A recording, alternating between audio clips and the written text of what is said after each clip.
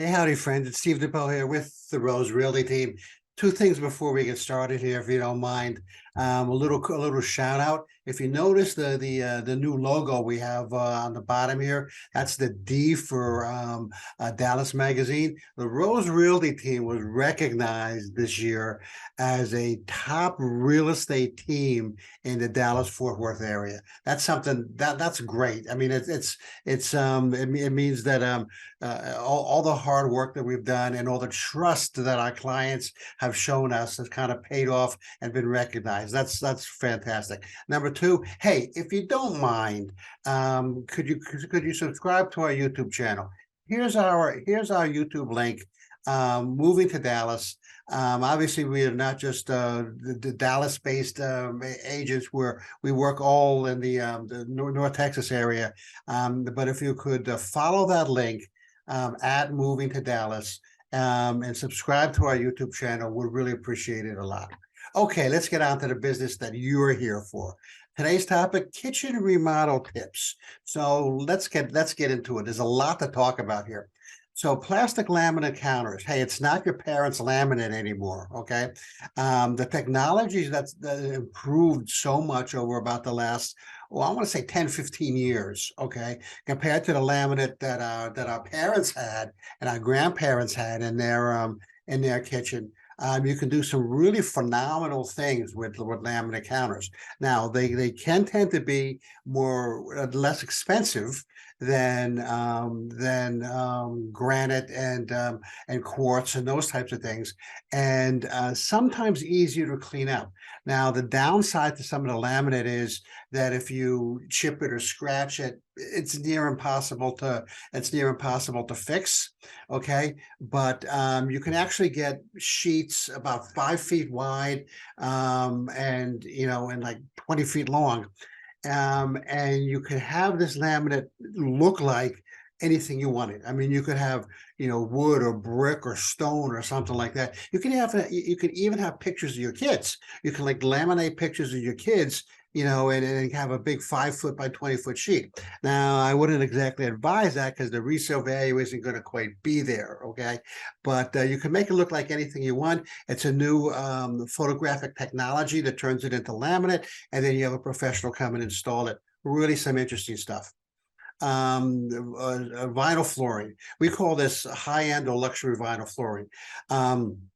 You can again in terms of the vinyl, in terms of the polymers, etc. It's really increased. The technology is really going up and increased a lot over in the last 10 or 15 years.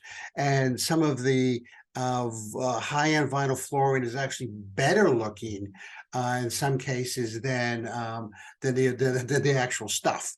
Okay. The neat thing about this is, first of all, the prices are around $3 a square foot to around 11 per square foot. I would stay on the higher end of the $11 a square foot if you can. In that case, it's got the padding underneath and makes it a little bit cushier to walk on. Number one. Number two, it looks better and it's more durable. Okay. The neat thing about this is, for example, people tend to stay away from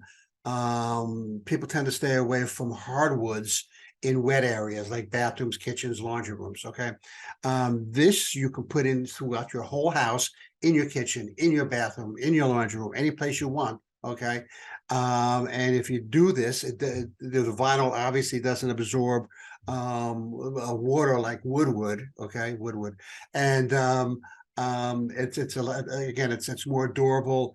Again, if you scratch it or gouge it, you'll have to replace a chunk of it, but you can replace a chunk of it where a hardwood may be a little bit more difficult. Okay.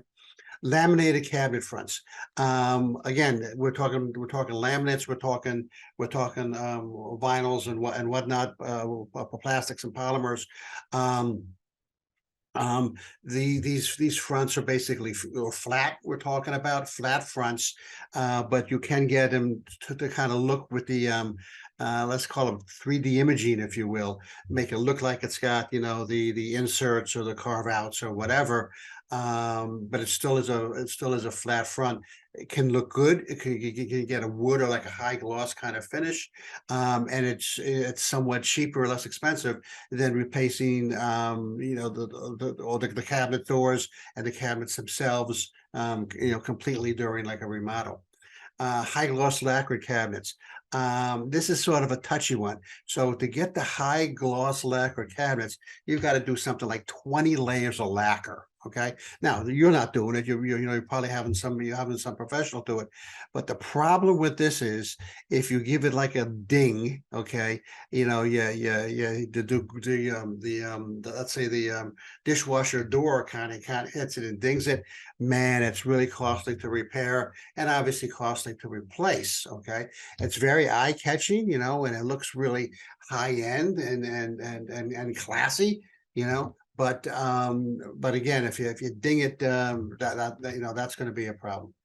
Flat paint is popular, is real popular, but not in the kitchen. See, the problem with flat paint in the kitchen on walls is that if something were to spill on it, the cleanup is extensive, and it might kind of absorb a little bit into the wall.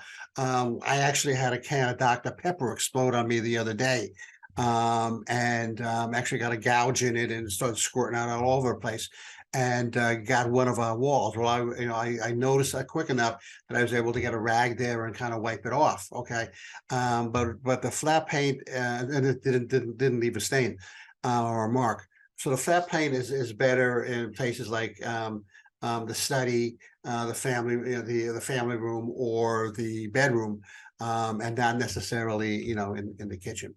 And finally, trendy black backsplashes. So backsplashes can come in all kinds of materials. Okay, we can talk wood and glass and granite, and metals. Okay, they can range from about $5 to $220 a square foot professionally installed. My advice would be, unless you're really showing off your kitchen like in a big way, I'd stick to the classic subway tile. You can't go wrong with that, for either where you're living right now or when you potentially think of reselling. I've never seen anybody in all the thousands of houses that I've shown and sold. I've never seen anybody really dislike the classic subway tile. It's like it does its job. It doesn't stick out. Okay. Where I have had people with the fancier stuff say, geez, I'm not sure I'm in love with that. I think we may have to replace that down the road or something like that. And my answer is always, yeah, but you don't have to replace it right away, blah blah blah. Anyway, so stick with the classics. The classic subway tile and the classic tile like that is really functional and really good, because it does its job. It protects the wall from splashes. It kind of separates the cabinet from the countertop, and it's really easy to care for, and easier to install. I hope that gave you some pointers. Next week we're going to talk. We've got this kitchen theme going on here, right? Next week we're going to talk about kitchen storage ideas. Good stuff here. This is Steve. I am with the Rose Realty team. I'm out.